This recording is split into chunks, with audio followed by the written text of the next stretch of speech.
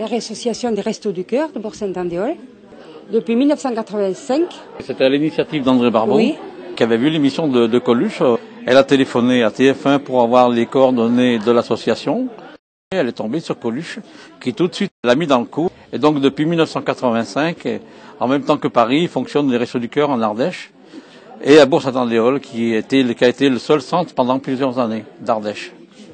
Dans le cadre de la réhabilitation du quartier, puisque nous avons une opération de rénovation avec Viva Réhabitat qui fait des logements sociaux là où les Restos du Cœur étaient logés, il nous fallait trouver des locaux dignes puisqu'il est évident que les locaux qui abritaient les restos jusqu'à présent étaient quand même assez vétustes. Donc on a profité de cette opération pour rénover les locaux dans lesquels nous nous trouvons et je pense qu'il est indispensable de recevoir les gens qui sont en demande dans des locaux décents. Nous, sur le secteur de Bourg-Saint-Andéol, nous avons noté une nette montée des demandes, c'est-à-dire que de plus en plus de familles sont en demande d'aide alimentaire. C'est une initiative qui est due à Madame Eldin, qui est chargée du social et qui a eu l'idée de regrouper un petit peu tout ce qui était alimentaire sur ce secteur.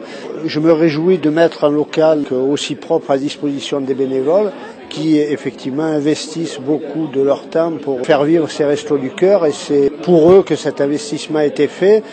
D'abord, moi je suis heureux d'être ici aux côtés de mes amis bénévoles des Restaurants du Cœur.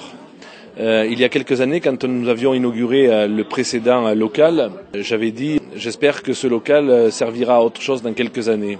Et on voit qu'aujourd'hui le local a grandi. Ça veut bien dire qu'il y a de plus en plus de précarité dans notre pays. Et c'est de plus en plus dur. Et donc les Restaurants du Cœur, c'est un palliatif, ça vient aider celles et ceux qui sont dans la précarité. Mais j'ai envie de dire que c'est pas la bonne solution. La bonne solution, c'est d'abord du travail pour tous, c'est un pouvoir d'achat amélioré. Et moi, je suis trop triste de voir qu'il y a de plus en plus de gens précaires et de jeunes, notamment. Ça m'inquiète, ne serait-ce que pour mes propres enfants.